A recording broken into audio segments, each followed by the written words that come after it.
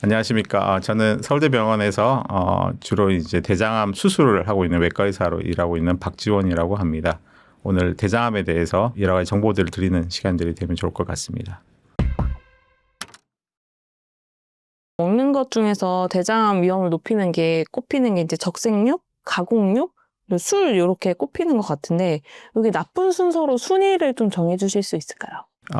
사실 순위 자체는 이제 엄격하게 얘기하기는 조금 쉽지 않은 부분이 이제 어떤 거를 이제 기본값 잡냐에 따라 틀리긴 하거든요. 표를 보시면은 이제 암에 이제 걸릴 위험이 높은 것들로 따져가면 가공육, 소시지 같은 거죠.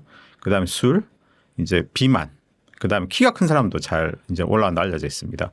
그리고 이제 조금 낮은 증거지만 적색육도 이제 위험도 올린다고 돼 있고요. 그리고 이제 위험도를 떨어뜨리려고 하면은 제일 확실한 건 운동을 하는 겁니다. 그리고 통곡물이나 식이섬유, 유제품, 칼슘 이제 이런 것들이 이제 위험도를 떨어뜨린다고 얘기를 할 수 있겠거든요.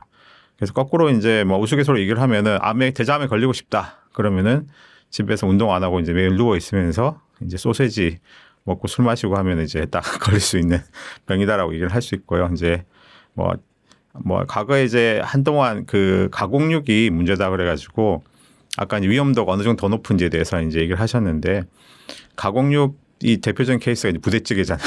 그래서 부대찌개를 먹으면 안 된다라는 얘기를 했는데 사실 이제 술 드시면서 부대찌개를 안 먹으면은 별 효과가 없습니다.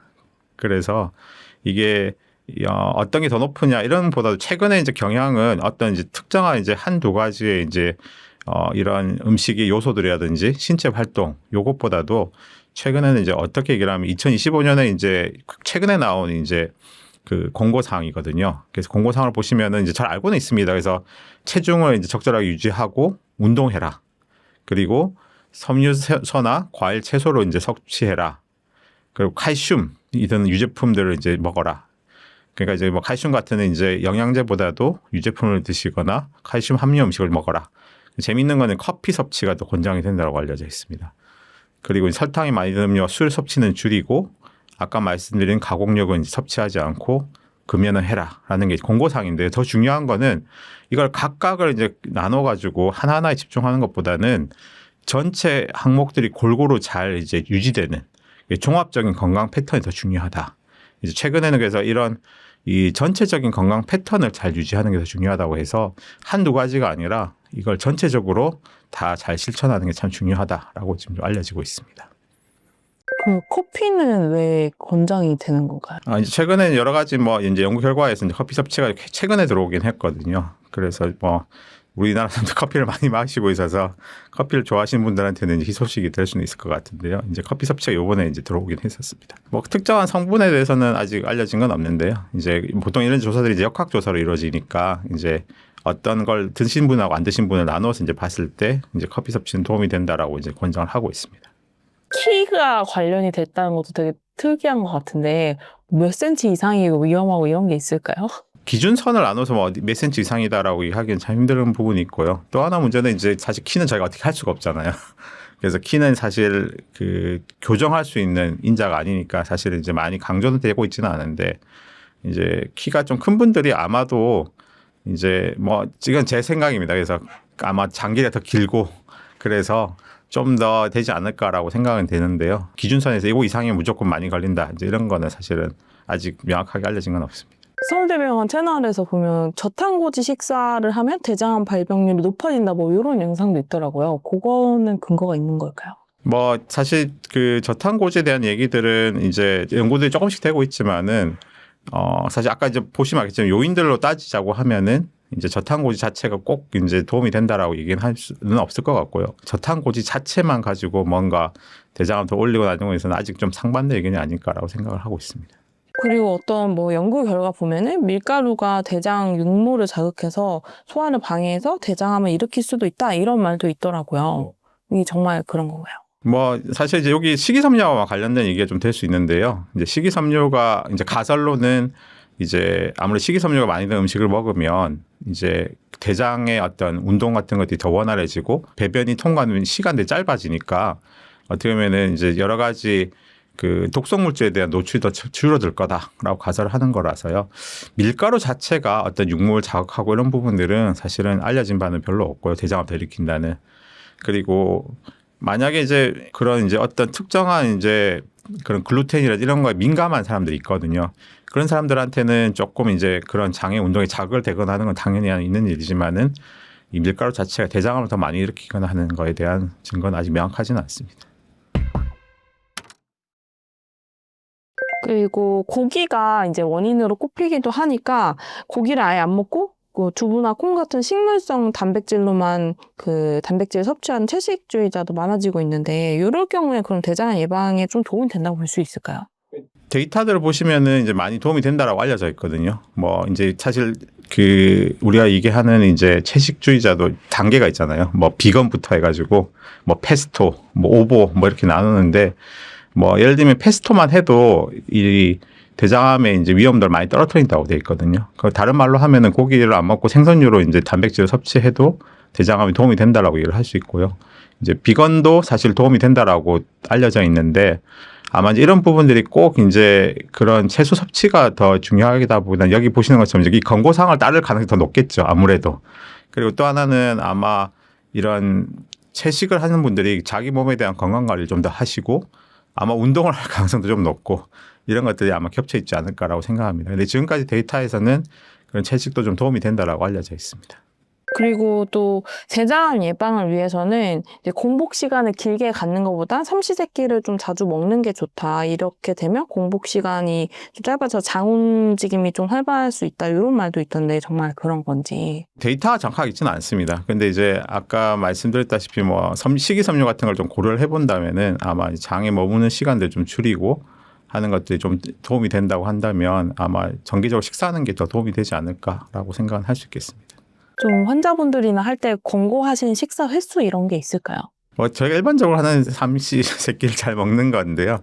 뭐 명확하게 뭐 이제 요즘 뜨고 있는 뭐 이제 간헐적 단식 이런 것들이 정말 도움이 될지에 대해서는 아마 이제 여러 가지 대사성 질환에 있어서는 아마 이제 좀 논란도 있고 뭐 하지만은 좀 도움이 된다는 의견도 있는데 대장암에 대해서는 아직 그렇게 자세하게 잘 알려진 건 없는 것 같습니다.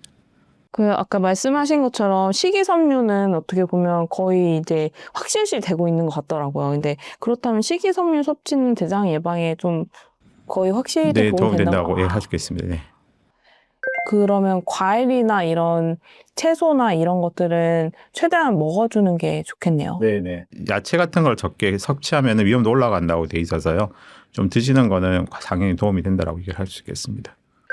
그리고 유튜브에 진짜 많은 영상이 대장암 예방 나오는데 뭐 두부나 콩 발효식품에는 이소폴라닌, 사포닌, 그다음에 뭐 해조류에 풍부한 코아닌 이런 성분들이 대장암 예방에 좋다 이런 음식들이 있다 이렇게 나오는데 이런 것들은 좀 어떻게 보시나요? 해조류나 이런 것들이 대장암에 이제 어떻게 보면은 역관계, 그러니까 많이 드시면은 대감이 떨어진다는 데이터들은 이제 많이 보고가 되고는 있고요.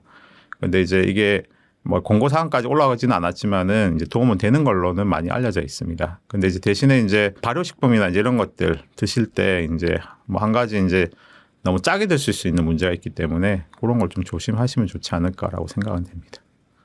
안 그래도 요즘 그 한식에 대해서 한식이 뭐 채소가 많으니까 좋다 이런 의견도 있고 나트륨이 너무 많아서 오히려 안 좋다 이런 의견이 있는데 교수님께서 어떻게 보시나요? 아마 한식 자체로는 제 생각에 대장암에 도움이 될 거다라고 생각을 할 수 있을 것 같고요. 왜냐하면 이제 뭐 저희 식사단 자체가 뭐 고기를 아주 막 이렇게 많이 먹는 스타일도 아니고 또 채소와 과일도 적절히 이제 섞여 있는 음식단이기 때문에 도움이 될 거라고는 생각은 되고요. 뭐 이제 소금을 많이 섭취하면 대장암도 많이 생긴다. 이거에 대해서는 사실 없기 때문에 뭐 한식이 그렇게 나쁘다라고 생각을 하시지는 않습니다. 비타민 B가 대장암 예방에 효과적이라는 뭐 기사 같은 게 많이 났더라고요. 그래서 이런 비타민 B나 이런 것들은 좀 영양제로라도 좀 꾸준히 섭취를 하는 게 좋을까요? 뭐 비타민 B 엽산이 이제 보통 이제 흔히 말하는 DNA 합성에 이제 도움이 되는 이제 물질이라서 이제 잘 알려져 있긴 한데요.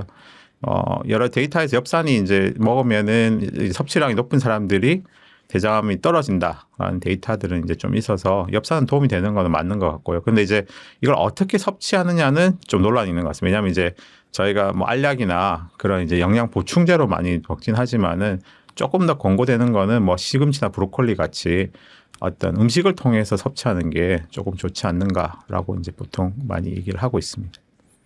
비슷한 맥락으로 이제 유산균 요새 진짜 많이 드시잖아요. 거의 필수적으로 드시는 것 같은데 이것도 좀 대장암 예방에 도움이 될까요? 지금까지 지금 보면 데이터들은 이제 주로 어떤 연구를 많이 했냐면 대장암이 걸린 사람하고 안 걸린 사람의 이제 분변을 받아서 분석을 해봤더니 어떤 이제 흔히 말하는 장내 미생물이 틀리더라. 이런 거에 대한 연구들이 되게 많거든요.